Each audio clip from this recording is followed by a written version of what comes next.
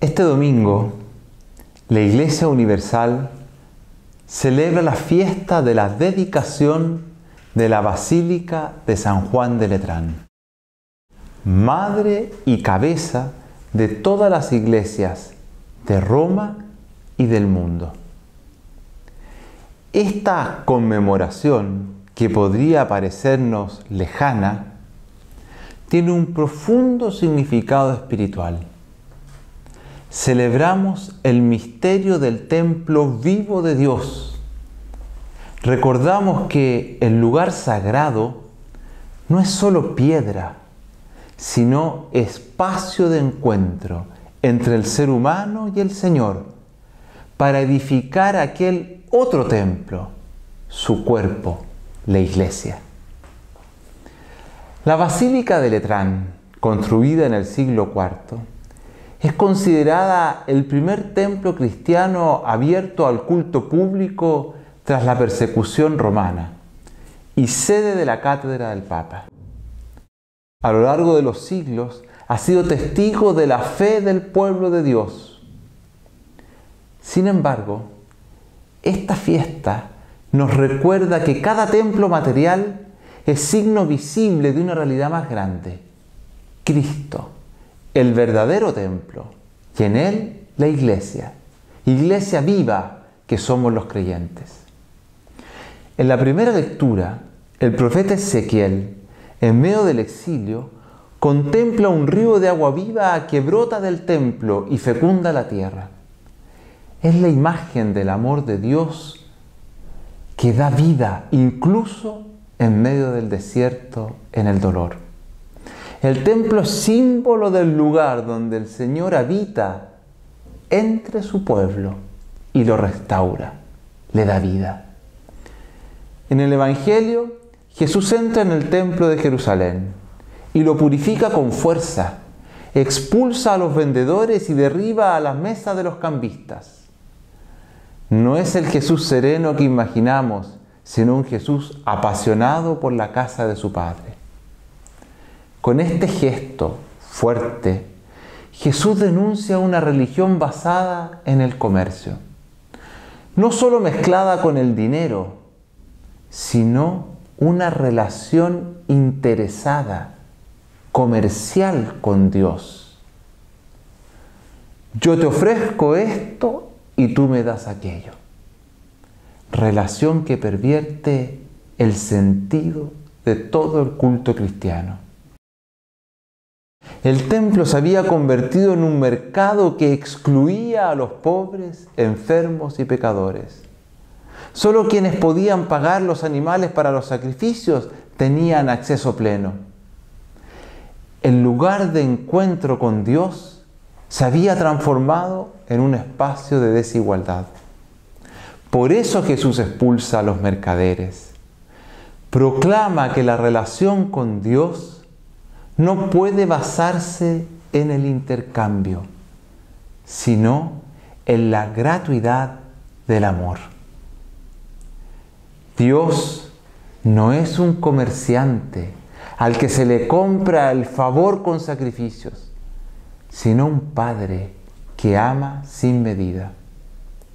El culto verdadero no se realiza con monedas ni animales, sino en el corazón del creyente, donde habita el Espíritu y convierte la vida en ofrenda a Dios mediante el servicio a los hermanos.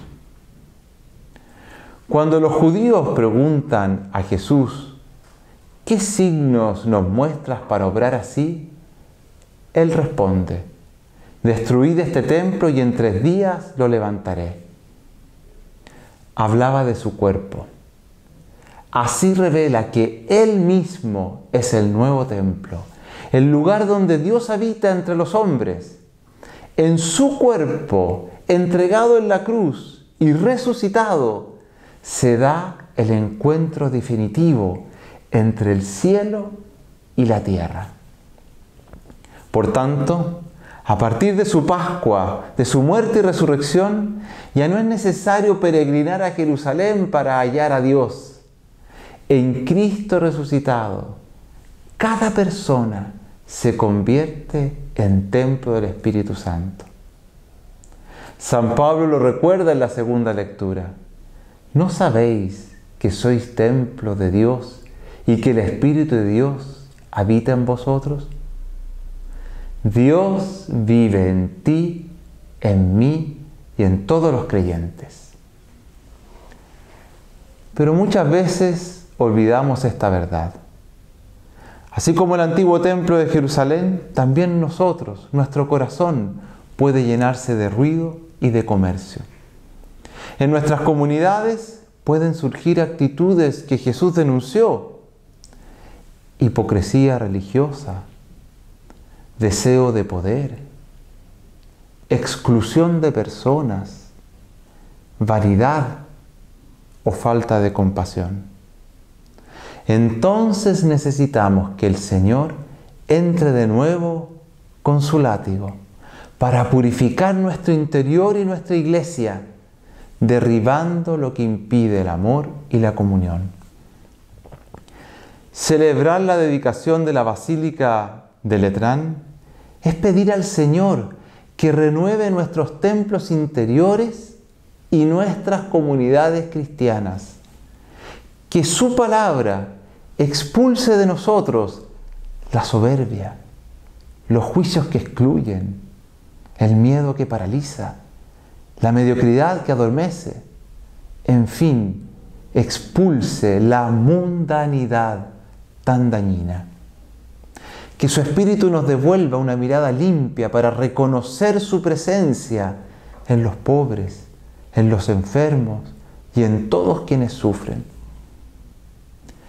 Cada vez que una comunidad comparte el pan y vino eucarístico, celebra los sacramentos, reza o se perdona mutuamente, se edifica un templo nuevo.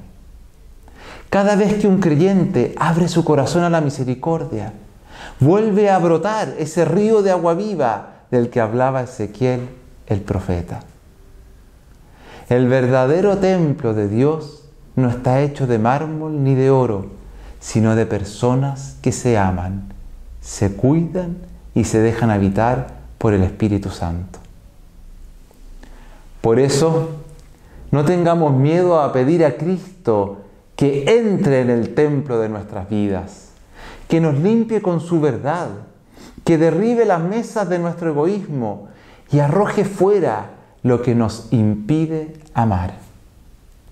Solo así nuestras comunidades serán auténticas casas de oración y de encuentro.